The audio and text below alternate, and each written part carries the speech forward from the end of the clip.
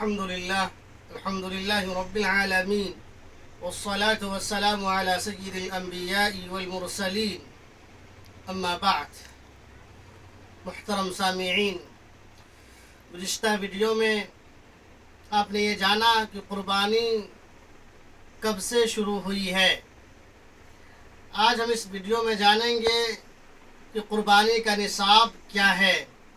آپ نے یہ جانا کہ آدم کے 2 بیٹوں کے ذریعے قربانی کی ابتدا اور آغاز ہوا.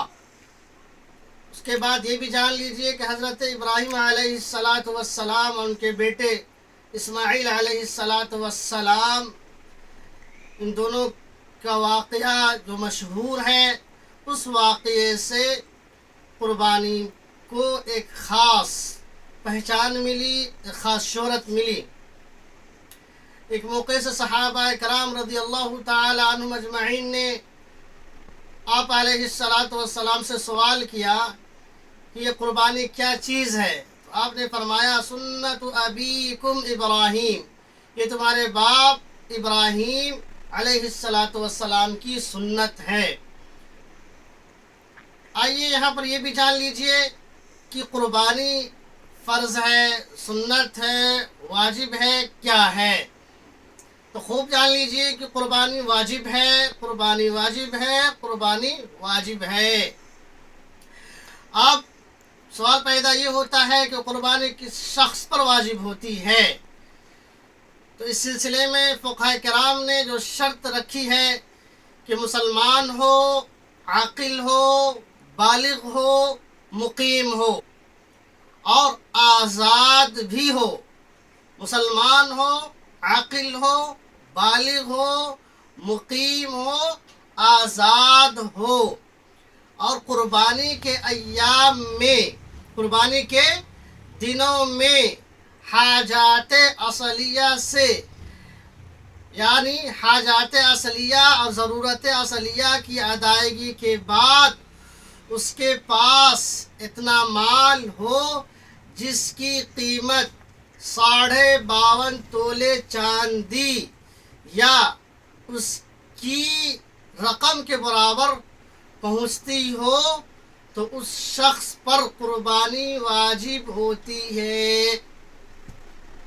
یاد رکھیے، پھر سے اس کو سن لیجئے کہ مسلمان ہو، عاقل ہو، بالغ ہو، مقیم ہو، آزاد ہو اور قربانی کے ایام میں حاجات اصلیہ اور حاجات ضروریہ کی ادائیگی کے بعد اس کے پاس اتنا مال یا سامان ہو جس کی قیمت 52.5 تولے چاندی یا اس کی رقم کے برابر ہو. خواہ وہ رقم سونے کی شکل میں ہو، رقم کی شکل میں ہو، سونے کی شکل میں ہو، چاندی کی شکل میں ہو یا سامان کی شکل میں آپ کے پاس ہو، تو ایسے شخص پر قربانی واجب ہوتی ہے. ایسے شخص کے لیے ضروری ہے کہ ایام قربانی میں وہ قربانی کو ادا کرے. اگر وہ شخص قربانی کو ادا نہیں کرتا ہے، قربانی نہیں کرتا ہے، تو شریعت کے نزدیک عند الشرع وہ گنہگار ہوگا، مجرم ہوگا. لہٰذا یہ اصول آپ کو معلوم ہو گیا.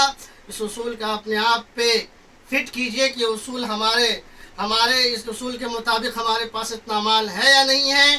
اگر اس اصول کے مطابق آپ کے پاس مال ہو رہا ہے، آپ کے پاس پیسے ہیں، تو آپ عند اللہ اور عند الشرع قربانی دینے کے مستحق ہے. لہذا اب ہمیں دیجیے اجازت، پھر انشاءاللہ اگلی ویڈیو میں اس مسئلے کو لے کر کے آؤں گا کہ کیا وہ شخص قربانی دے سکتا ہے یا نہیں دے سکتا ہے جو مقروض ہے. مقروض کا مسئلہ قربانی کے سلسلے میں کیا ہے، انشاءاللہ اس کے متعلق گفتگو کروں گا. اب اگر اب تک اس چینل سے آپ نہیں جڑے ہیں تو اس چینل سے جڑ جائیے. کمنٹس باکس میں آ کر کے اپنے خیالات کا اظہار کیجئے. اس کے لنک کو اپنے دوستوں میں شیئر کیجئے اور مسائل قربانی کو جانیے. باقی اپنا خیال رکھیے، اپنے دوستوں کا خیال رکھیے اور اپنی دعا میں مجھے بھی یاد رکھیے. اللہ حافظ.